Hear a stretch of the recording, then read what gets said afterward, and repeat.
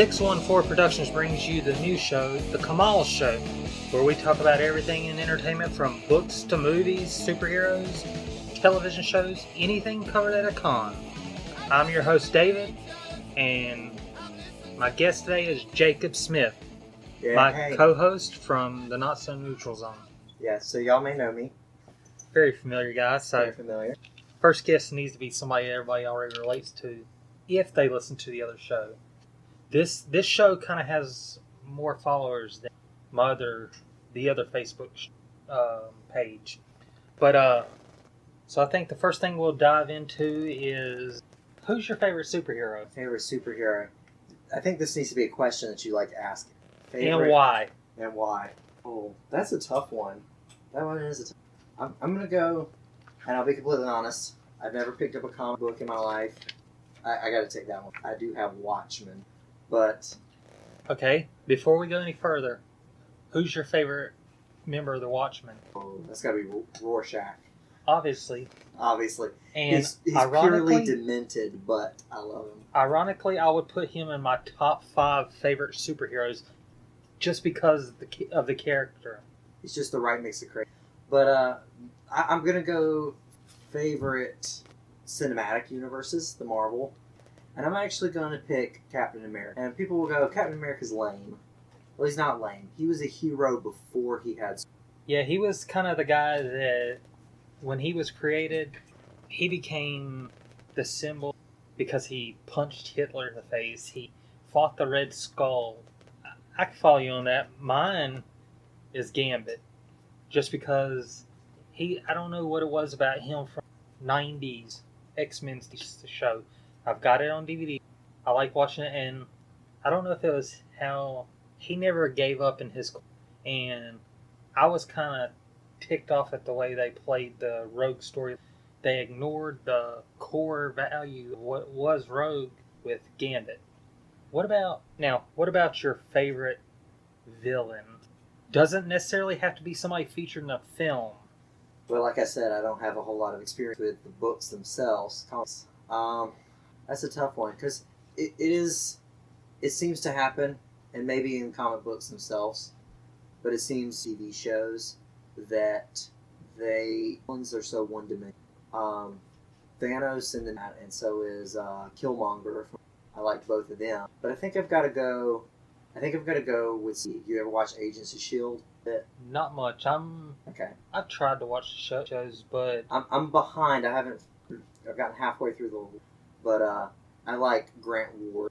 He starts off, spoilers for everybody, he starts off as a good guy, and it turns out he's been Hydra the whole time, and then he goes back and forth, and then they end up in the framework, in reality, where he's a good guy again. So his story of betrayal and redemption is pretty interesting, and it also helps that it makes him more of a full-fledged character. He's on there for like 5 seasons. For me, I've got to go with Harley Quinn, a character who started off on, again, the 90s Batman show as a one-off character, but the popularity blossomed. Now she's one of the more prominent people and more featured in the movie Suicide Squad. I know you said you haven't seen it. Yeah, that's the only new DC. I will be honest. She is the only reason that I watched Suicide Squad, was that she would be in. I'm still kind of a little upset at some of my favorite heroes, villains, how they've been portrayed. One of the stories I've seen is that they're going to reboot Spawn with Jamie Foxx as Spawn. A lot of people's not so sure about that. I think it could be okay, but I want to go with one of... Now, here's another interesting thing that everybody else talks about their favorite superheroes and villains, but not their least favorite. And one of mine may come off my list, and that's Aquaman, just because it just seemed like he was always the butt of everybody's jokes, and now with Jason Momoa playing him, I think Aquaman may pass a couple guys on DC's list of cool superheroes now. And it's okay to like Aquaman. But, of course, a lot of people might not like this, but Superman is one of my heroes. just because I don't like those characters that seem like they're impervious to anything, and the only thing that's his weakness is a green rock, which I've said for the longest time. Why? You're supposed to keep your friends close, keep your enemies closer. Why wouldn't he be closer friends with the Green Lantern Corps versus Batman? Even though Batman has the kryptonite, the Green Lanterns draw their source of power from green. They can easily manipulate that and kill him. Yeah, and I think the new great job. Yes, spoilers again. He does die just to come back in Justice League. Oddly enough, I have that movie, but I still haven't watched it. I'm trying to get all of it together because I want to do the marathon thing and just run through all. And then, okay, so he comes back and he's fighting all of those from the dead. And it's like, you think they're going to have this big, great battle, but then Lois Lane. I know they were trying to squeeze a whole lot in one movie. I think it would have been better for DC, and this may be a discussion point here, if each character had kind of had their introduction movie instead of just, oh, hey, here's all these characters. Granted, I like the new ones. Aquaman and Flash, I think, were really good in Justice League, but I felt they could have had their own introduction that would have fleshed them out better. For me, I still have the issue with a lot of people talking about some heroes or some actors playing some of these characters, and it being said that, it was a terrible movie. They were terrible in it. I liked Daredevil with Ben Affleck. I thought it was good. Jennifer Garner and Elektra was good. Nicolas Cage, it took me a little while to wrap myself around him playing Ghost Rider. Mm-hmm. But those were good. The only superhero character that I feel like could have been done better was Jared Leto's Joker in Suicide Squad. And I understand that how much pressure he was under to take that character after the Heath Ledger character, which to me is probably next to Mark Hamill one of my favorite Joker portrayals. Ben Affleck as Batman, a lot of people were, oh, he's terrible. He's not that good. He shouldn't play the Joker or Batman. But I think he fit the Batman he was playing, the older, more bitter Batman versus Christian Bale's Batman or George Clooney, Val Kilmer, or Michael Keaton. Kevin Conroy is still my favorite Batman. He's done most of his animated stuff for the Arkham Asylum City games. He was that Batman in. Yeah, I don't think Affleck did a bad job with the Batman, like you said. I think he played the role pretty well. I didn't like his. I think they could have done, and that's where this is where a Batman introduction movie would have been nice, to show where his distrust of Superman originally, where it kind of came from.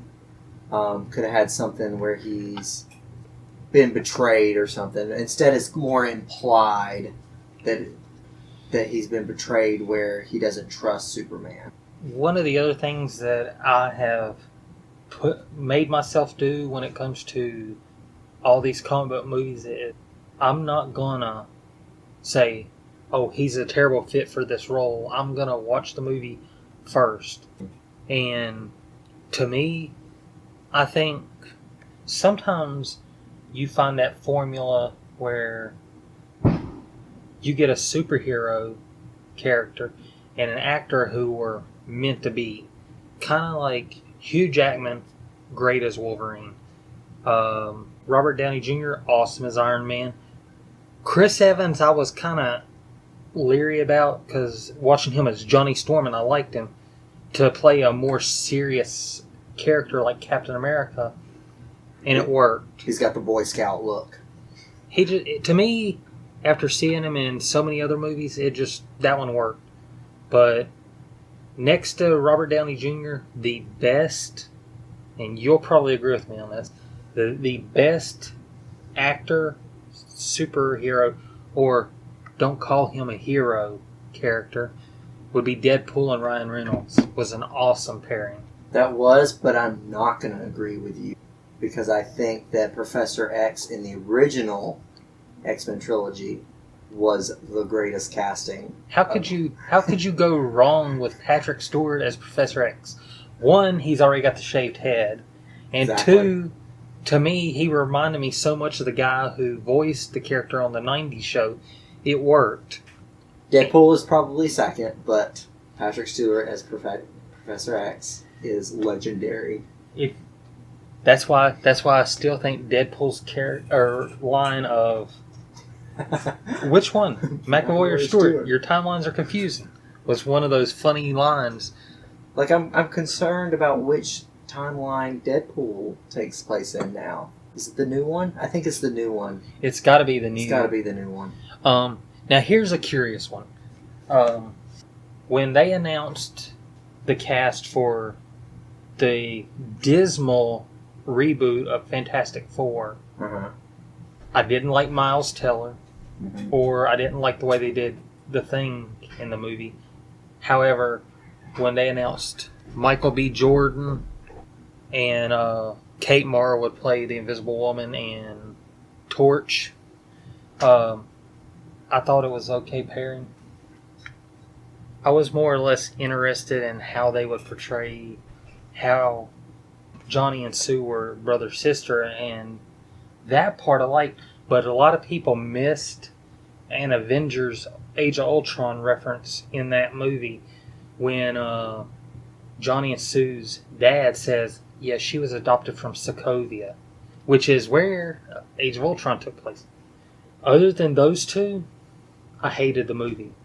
Doctor Doom looked like he was CGI they forgot to finish, but I feel like Michael as Killmonger was way better performance, and a lot of people blamed Michael B. Jordan's performance in the movie as because they changed Johnny from white to a black guy, it wasn't as realistic. I think it was just Reed Richards was too young in the movie.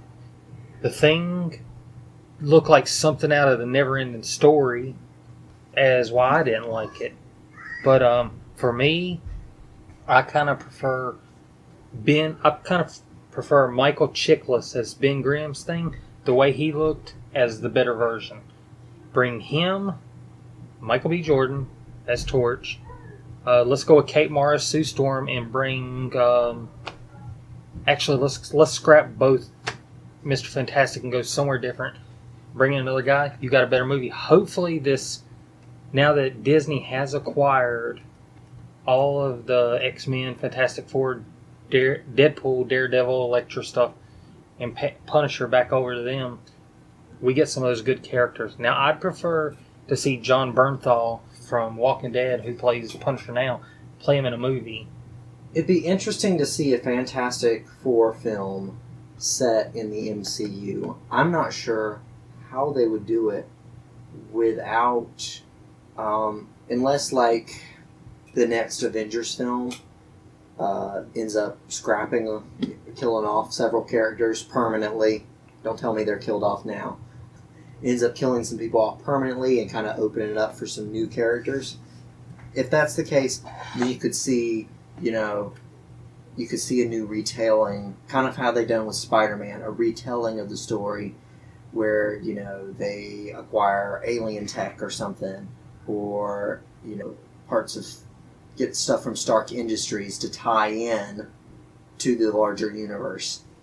Because if you have the Fantastic Four taking on a global threat in a film, everyone's going to be like, where are the Avengers? It's like I was watching Iron Man 3 the other night, which takes place almost directly after the first Avengers film. And the Mandarin's supposedly this global threat, and I'm like, where are the other Avengers? In hiding. I guess. One interesting theory, and I'm trying to think of where I was going with this. I'm actually glad that, with Infinity War, and I'm sorry, it's been long enough. everybody listening should have seen Infinity War if they were going to see it. But I have an interesting theory about something in the movie Infinity War. One of my theory is, after watching it and thinking on this, in Thor, we are led to believe Odin is still alive, but it's actually Loki impersonating him. Mm-hmm. My theory is the reason that Banner couldn't turn into the Hulk in Infinity War is because it wasn't him. He's somewhere else right now, and the actual Banner we saw was Loki, and that's why he couldn't turn into the Hulk. It's an interesting theory. I don't see, if the Banner we see in the film is Loki, I don't see where he's making any moves to further his own goals, because that's what Loki's always done. You know, with the manipulation of Dr. Selvig, is when he pretends to be Odin. He's always working to further his own goals, and I just don't see him doing that in Infinity War if it is true that he is disguised as Banner. Well, there is that preservation of himself and protecting himself, because on the ship he knows Thanos is going to kill all of us. Then he gets in the Hulkbuster armor later. That wouldn't make sense to me. If he was trying to further his own goals, I feel that he probably would have stayed up there with Vision to maybe try to get his hands on another Infinity Stone that could be used probably for a trade with Thanos for certain concessions. I just don't feel that... I feel like the way Banner acts in the movie is Bruce Banner. And maybe Hulk doesn't want to come out because he got soundly defeated by a man who didn't even use the Infinity Stone he had at that time. For me, the whole thing is, if you notice in Avengers and Age of Ultron, when you hear Banner refer to Hulk, he always refers to him as the other guy. Mm-hmm. But in Infinity War, he's calling him Hulk, where everybody else was already calling him that. So it's like, maybe that's what started planting that idea in my head. I'll be honest with you, I don't think that's true. And especially because Thor Ragnarok sets up where Hulk and Banner have two fully fleshed separate identities now, where it's not just a thing that happens to Bruce Banner, it's its own personality. So I just don't think that's true. It's an interesting theory, though. Definitely one of those things I thought, get somebody thinking. What about, like, the ending of Infinity War? Like, where everyone's... Like, what is it all set up? Because you've got Nebula and Tony Stark on Titan by themselves. I think if you're going to get anyone that can help you identify Thanos' weaknesses, Nebula's probably the top person with Gamora gone. Another theory I saw was that Gamora isn't dead. Gamora is actually trapped in the Soul Stone. Yeah, that one I believe because of what happens after Thanos' snap, where he's in there and it's little Gamora asking him, how's it go? Did you do it? What did it cost? Now, they, this kind of spoils Infinity War, but I did see today that one of not Kevin Feige, I think that's how you say his last name? I'll be honest, I'm not sure. Not him, but one of the other higher-ups, somebody that worked on the first Doctor Strange movie, actually said they can pretty much confirm we're going to get a number 2, which means somehow, whether it be now or by Avengers 4, or maybe when we get Captain Marvel, the events are undone. Because from what I read, the Gauntlet's destroyed now, which would probably scatter the stones everywhere again. Well, when you see Thanos teleport away at the end of Infinity War, he uses the Space Stone, which is still in the Gauntlet, but the Gauntlet is a mess. So I don't know, maybe, I'm not sure how they're going to play it. Now, Captain Marvel's supposedly set in the 90s, so it's probably not going to happen in that film. I guarantee you it'll probably happen. Still untitled Avengers 4. And then you've also got Ant-Man and the Wasp to be released, but that has also been confirmed to take place before the events of Infinity War. Maybe a post-credit scene will tell something. What I'm interested in is if Captain Marvel's taking place in the 90s, you're going to have Samuel L. Jackson reprising his role as Fury. Clark Gregg was reprising his role as Agent Coulson. It's going to be interesting to see where she's been during all these events that's taken place since Iron Man to Infinity War.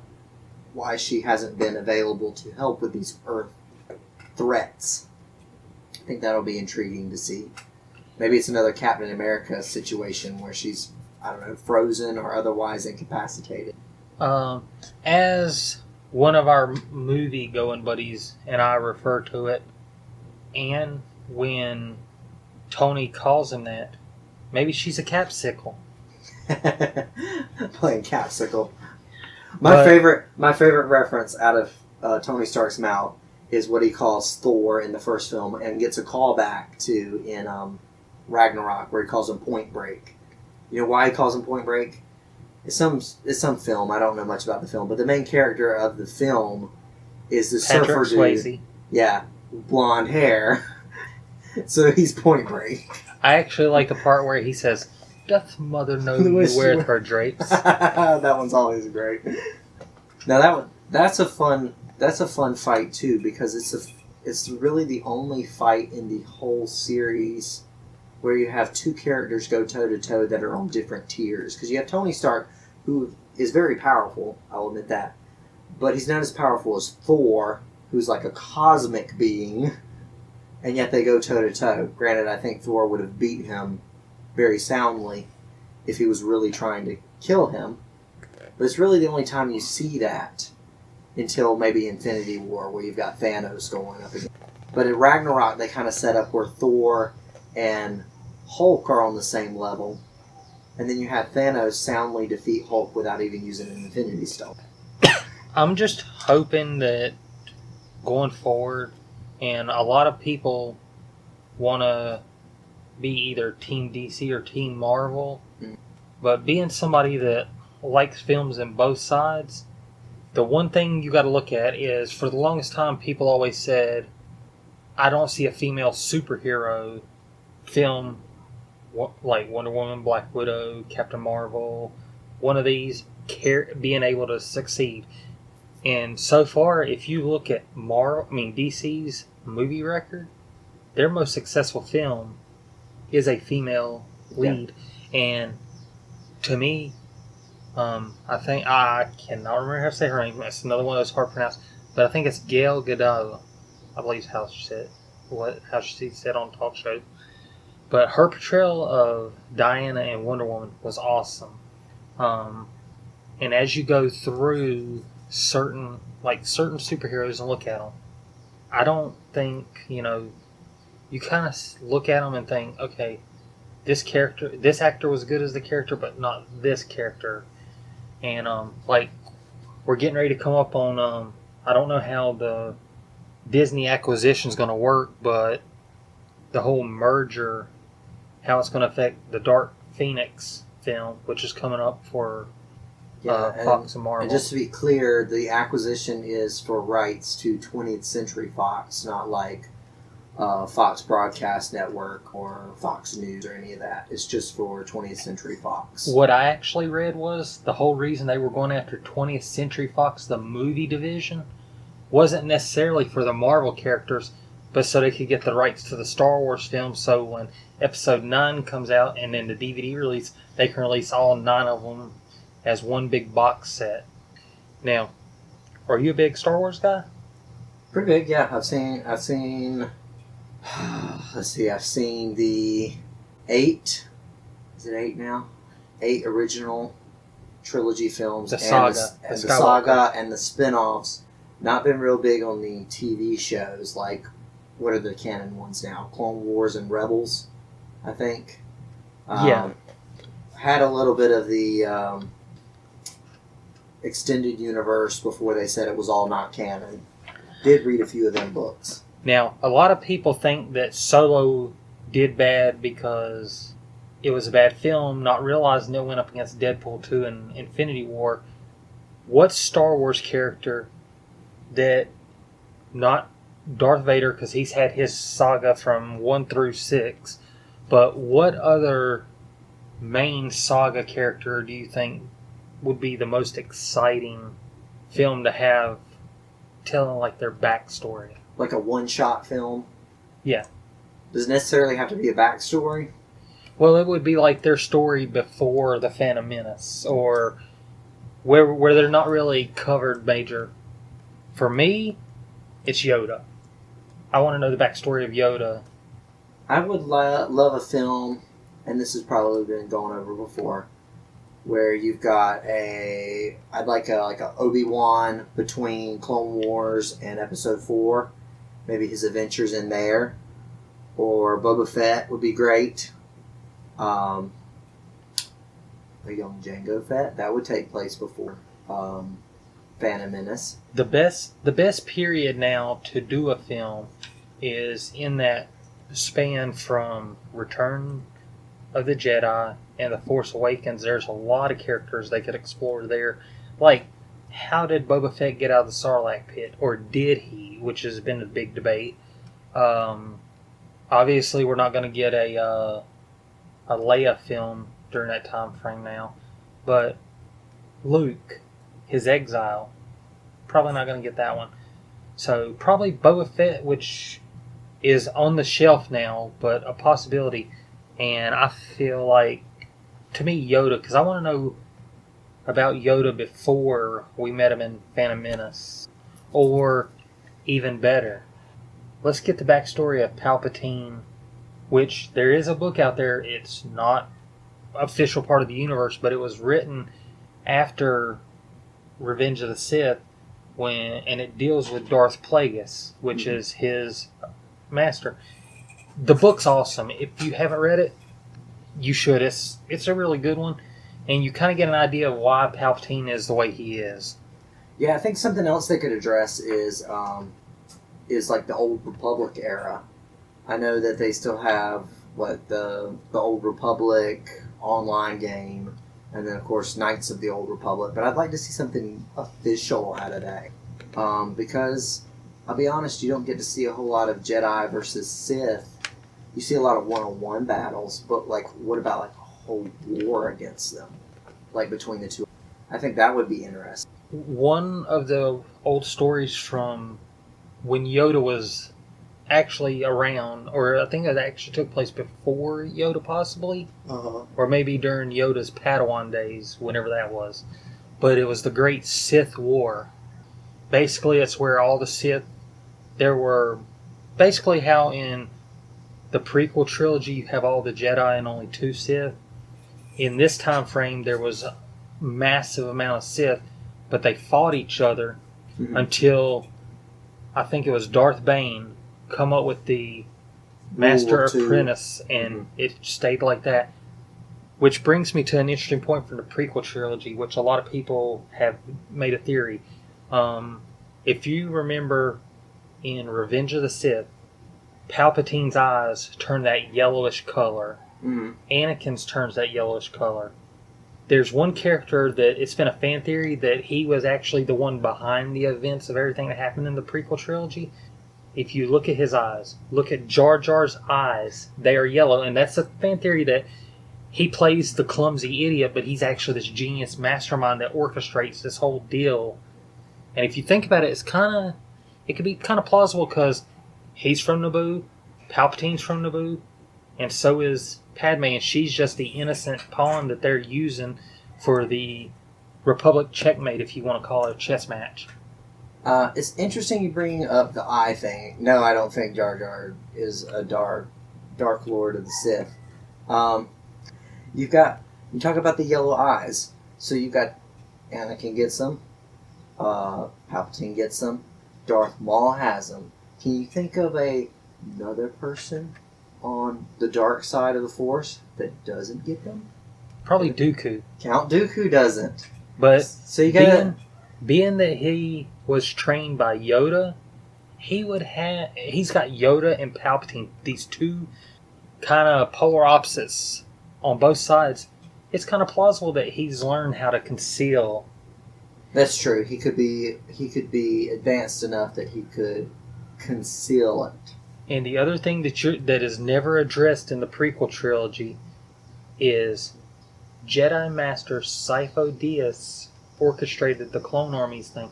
We never find out who it is. All we know is Dooku's name is Count Dooku and Darth Tyrannus. He could have always had another name that he was not known by Count Dooku. Of course, played by the legend Christopher Lee, who played Count Dracula, which is where I think he got his name. Yeah, I don't think it's ever really addressed past the, Attack of the Clones, who Sifo Dyas is, how he ties into it. I'll have to look it up. Maybe there's more new extended universe that actually explains it. I'm sure there's some old extended universe stuff that does. Now, had George Lucas been the one to do the sequel trilogy, the current ones that are out, and he would have went with his original story, Han Solo would not have been the one to die in The Force Awakens. It would have been Chewbacca. But I don't think you can get rid of everybody's favorite Wookiee. No. Originally, Harrison Ford wanted to be killed off in Return of the Jedi back in the 80s. So it didn't surprise me that he was killed off in Force Awakens. Okay, everybody always says this, and everybody always has their favorite. Out of the 8 main films, which one do you rank as your favorite? Oh, that was tough. Now, see, I was a young man when the prequel trilogies were going on. So when Revenge of the Sith came out, that was a big deal. I think that was the first movie I ever went and saw in theaters twice. And I still don't do that very often. For me... So I'm probably going to go with that one. Obviously, now I'm a little older. It's easier to see the flaws in the films. But it's still pretty good. It still holds up, I think. For me, I think my favorite is... I'm kind of torn because I have a favorite from obviously all 3 trilogies. We don't know about 9 yet. But my favorite from the original was probably Empire. My favorite from the prequels is... I don't know if I really have a favorite there. If I have to pick, I'm probably going to go with number 2. Attack of the Clones. And from the new ones, between the 2 come out, probably Force Awakens over Jedi. Yeah, The Last Jedi took a strange direction. Is it going to be... I didn't like it, but it's going to be interesting to see what happens in 9. Have they picked a subtitle for 9 yet? I don't believe so. Have I lost that? But I did read where the prequel trilogy is the Phantom Menace, the Attack of the Clones, and Revenge of the Sith. Not a connection between the names. Then you have A New Hope, The Empire Strikes Back, and Return of the Jedi. In the new ones, it's The Force Awakens, The Last Jedi, and it's almost like a sentence. People have made a joke on that the last one, the name is going to be like a sentence, like The Force Awakens, The Last Jedi. The New Order. From the New Order, or something like that. If you want to expand out a little bit, the film that it's not my favorite, but the film I like that they took the boldest direction with, besides maybe The Last Jedi. That was bold, maybe a little too bold. But I like Rogue One. I think you were the one that said that you didn't care much for it. Well, I think it was because it was a standalone film, but it was a little rough for me because I know that the ending was just like they ended it and everybody's dead. See, that's the part, and I've heard many people complain about that, but that's the part I liked. They weren't fishing for sequels or anything. They were telling a complete story. You know, these, how many ever there were, 5 or 6? Were there 6 of them? There were 6 of them, I think. On Rogue One. And that they all went last-ditch effort to get something. And particularly young Leia's appearance at the end is something amazing. And you also get to see Prime Darth Vader taking out some, grunts.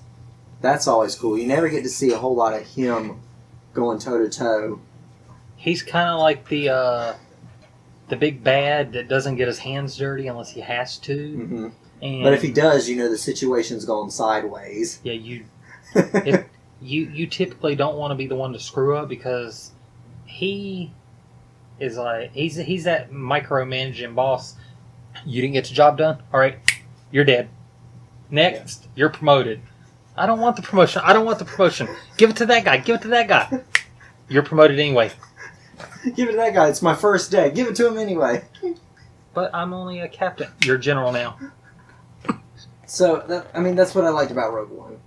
And it didn't try too hard to tie in to the main series by throwing characters in there.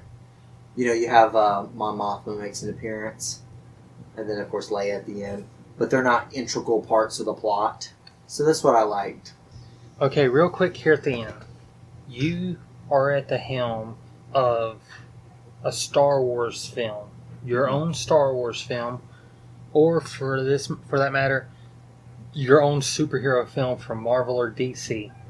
What particular character or storyline would you want to address from Star Wars that hasn't been done, or what superhero film would you like to reboot?